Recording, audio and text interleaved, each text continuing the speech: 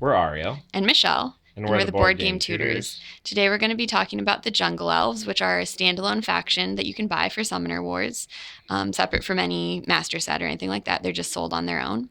And we're using the board, or the mats from the Summoner Wars Alliances set for the board today. And that does not come with a Jungle Elves set. Mm-hmm. Let's go ahead and get started. So here is the starting setup for the Jungle Elves deck. Their summoner is named Abua Shi. You flip the card over.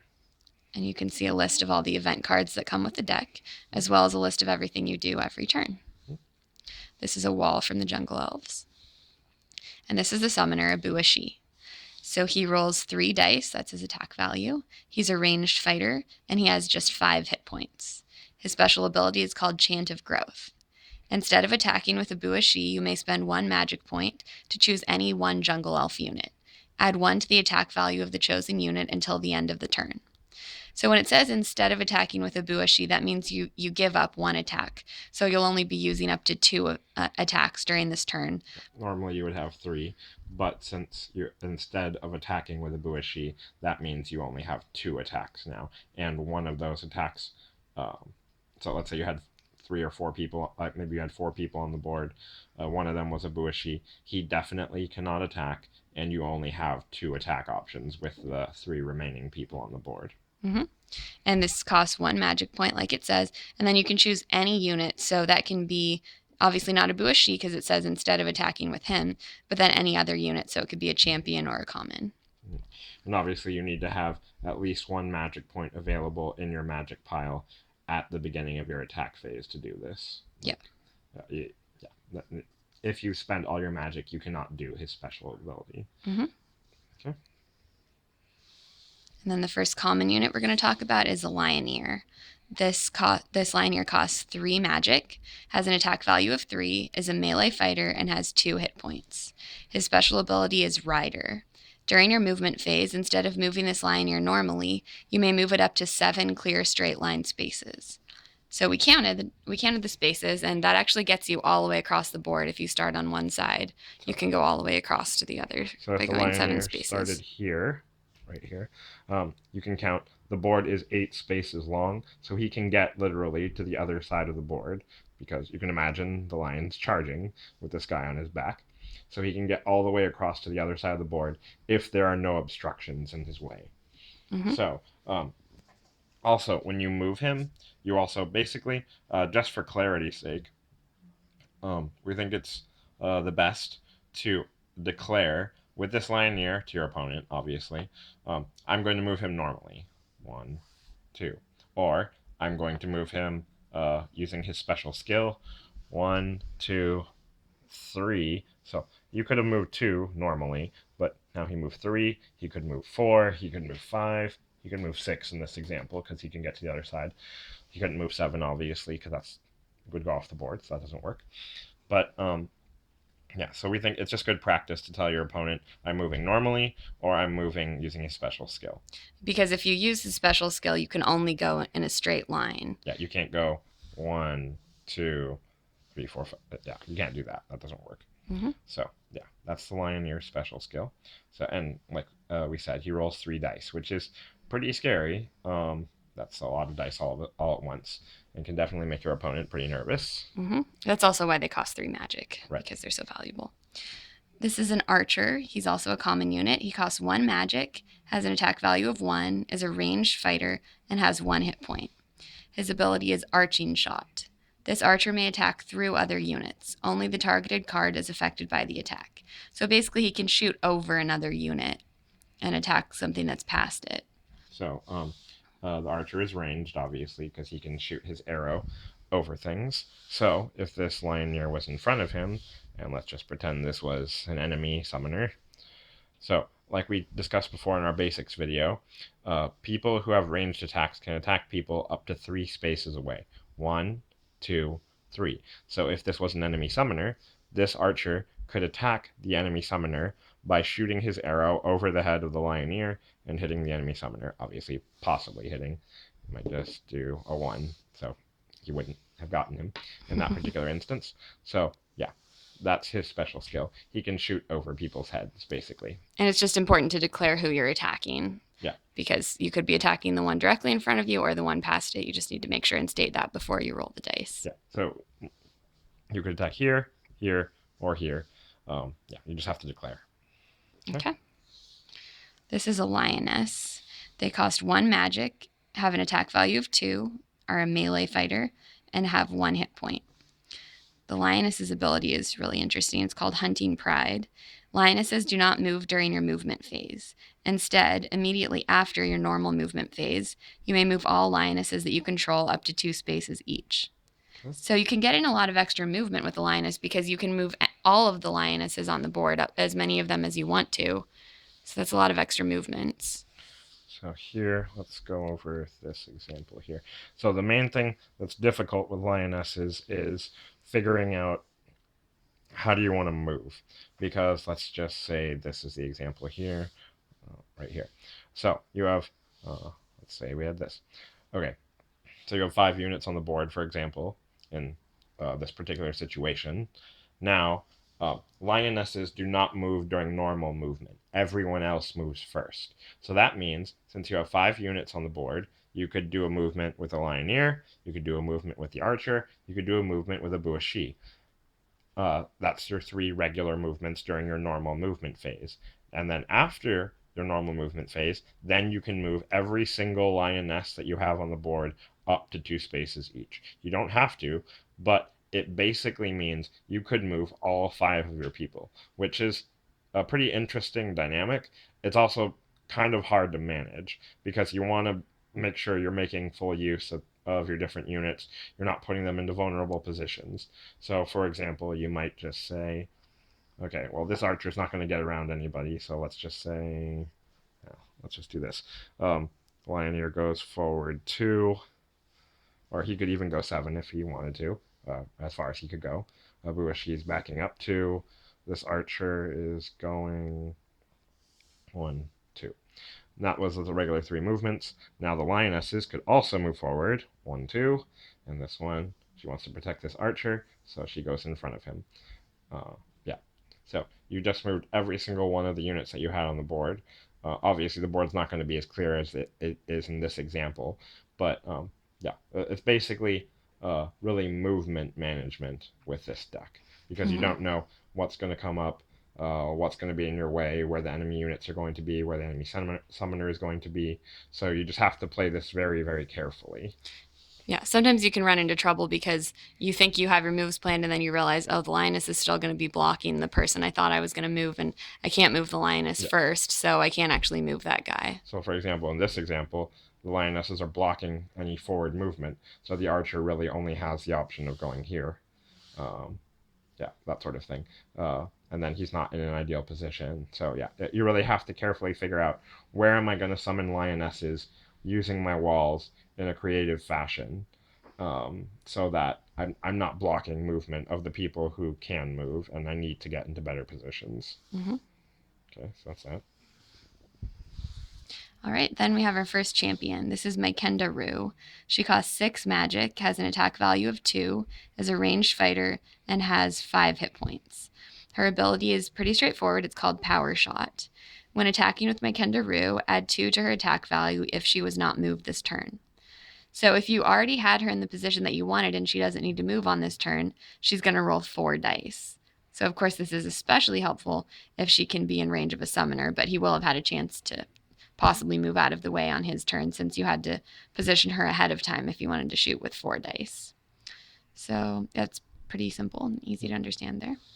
Oh, and then, of course, she's the most powerful if you use Chant of Growth from Abua Shi, and then she's able to roll 5 dice during that turn. Right. Okay, then this is Miti Mumwe. He's another champion. He costs 8 magic, has an attack value of 3, is a melee fighter, and has 8 hit points, so pretty hard to kill. His ability is called Trample. Miti Mumwe may move through common units. Every unit that Miti Mumwe moves through receives 1 wound marker. Miti Mumwe must end its move on an unoccupied space. So the way that Trample can work is if Miti Mumwe starts out beside a common that he wants to attack, usually an enemy common, then he's able to just walk across them when he moves, like that. And they get 1 wound, so in this case, this guy only has 1 hit point, so he's gone now once he gets that 1 wound. And he would go straight to your magic because you dealt the damage to him and he would be dead. So that would just go there.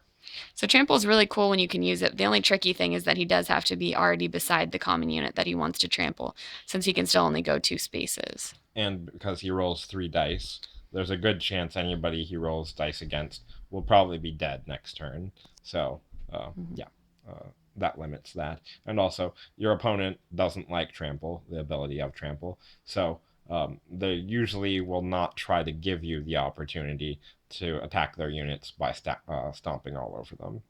So, and obviously, since he's so strong and has 8 hit points, be ready for your opponent to come at him with everything that they have. Smart opponents will only attack him with ranged units, so that way he can't get to them with trample. Right. Okay. Then the last champion is Shikwa. She costs 6 magic, has an attack value of just 1, is a ranged fighter, and has 5 hit points. So, like we said, she can only attack with 1 die, but she does have a special ability that interacts with that. It's called Swift Shot. Once per turn, after attacking with Chikwa, you may immediately attack with Chikwa 1 additional time. So this doesn't cost any magic. She's just automatically able to attack again. And she can choose the same target that she already attacked, or she can attack someone else, which is really unusual. So, for example, she could attack a target over here and shoot 1 die at them. And then if it killed that unit, then you'd be like, okay, well, I'm going to attack this guy over here. So, obviously, she's ranged, so she can get anybody within 3 spaces of orthogonal contact of her. And so, that is a reasonable skill, but still kind of weak seeming. Yeah, because you only roll 1 die when you do that. Right. But...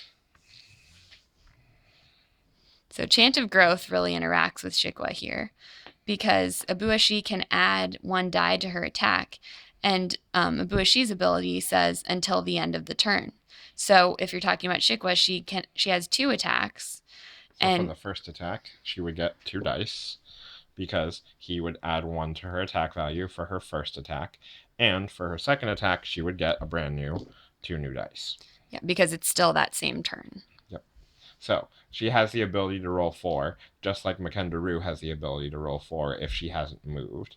So Shikwa, she's a little more versatile. You do have to spend the magic for Chant of Growth, and you have to attack with 2 units, not 3. So there is a trade-off there. Right. But she can be useful. Okay. Now on to the event cards. First we have Chant of Salvation. Search your draw pile for any 1 card. Place the card in your hand and shuffle your draw pile. So, draw pile over here.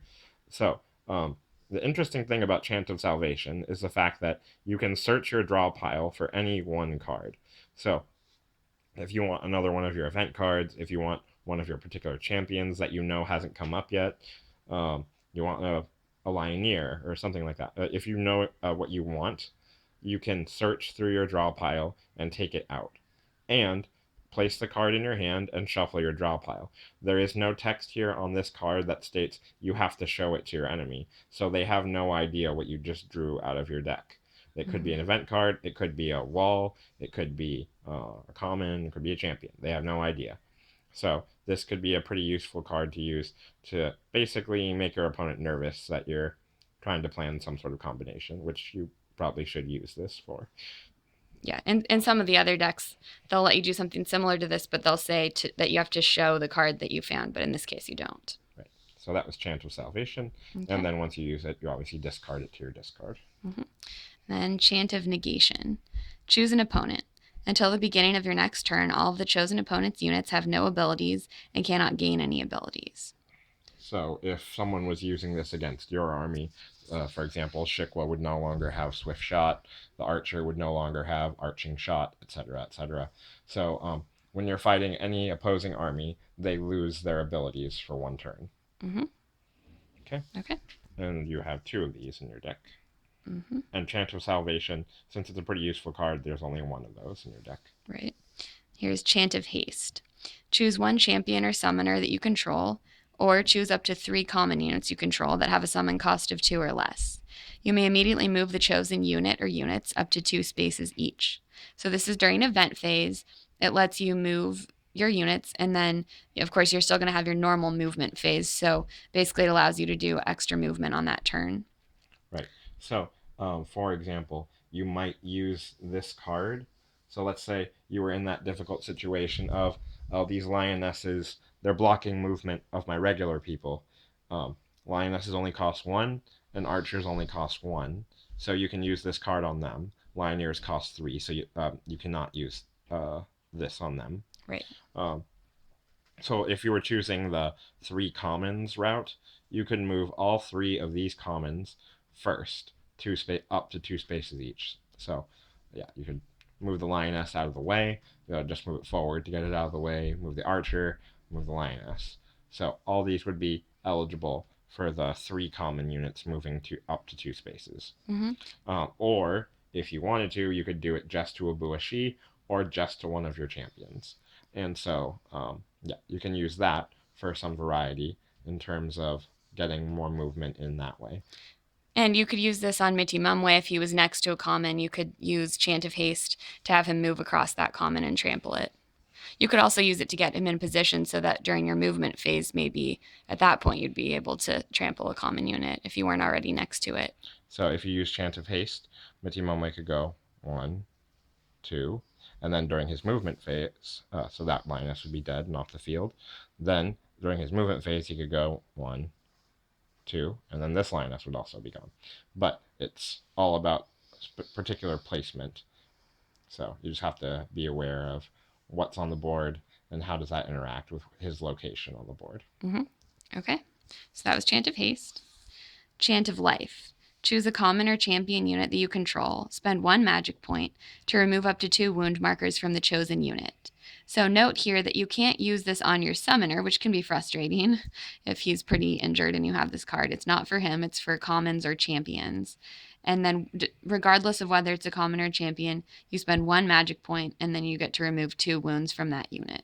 So most of the commons that's not really going to work on, because if they die from 1 hit, then you're not going to have a chance to use this. Yeah, lionesses and archers, they die after 1 hit, so you can't heal them after they're dead. So this would only work on Mitty Mumway, Shikwa, the Lioneer, and Kenda Roo. Yep. And not Abua Shi, like we said. Okay, so that's Chant of Life.